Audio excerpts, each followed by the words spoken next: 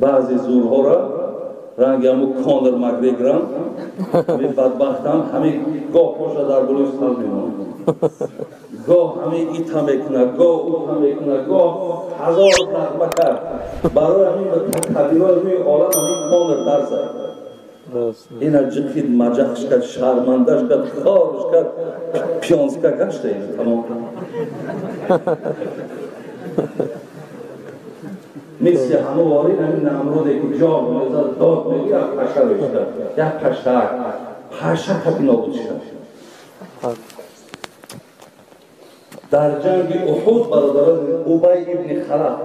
یک آدم در همین قدر جنگ ها پیامبر رو ببینیم یک آدم به قتل رسوندگی تمام ایدست پیامبر یک آدم کشته او هم که از ابی ابن خلف لعنت الله علیه یک آدم زیرا پیامبر همیشه کار میکرد که با صلح با مصلحت همه کار انجام بیاد با خونریزی نیست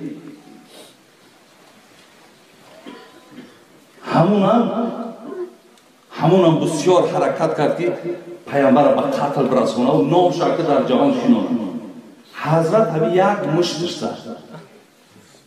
یک مشت تمام یک مشت زد همین بین اینمی فوکش بین همین قرطقش زد همین یک تش زد میگه از پایانشی پیش قوم شد قومی که اکر همه تکیه به اوبای داشت کرد سلشکرمون همیه وقتی رفت میگه رنگی گو باحث میکرد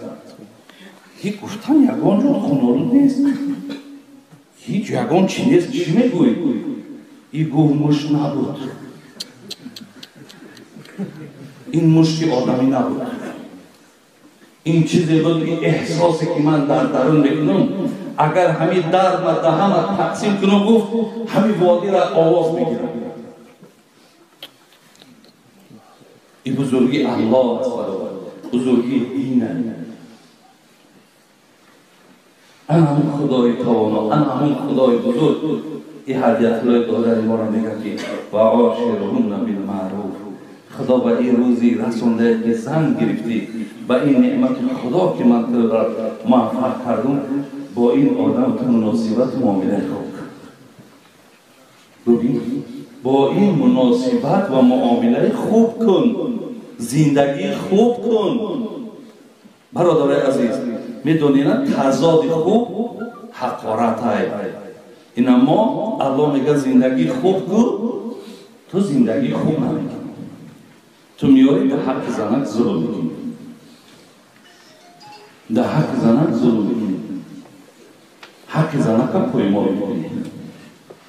زنک هم پدرش دشنام میکنی مادرش دشنام میکنی اولادش دشنام میکنی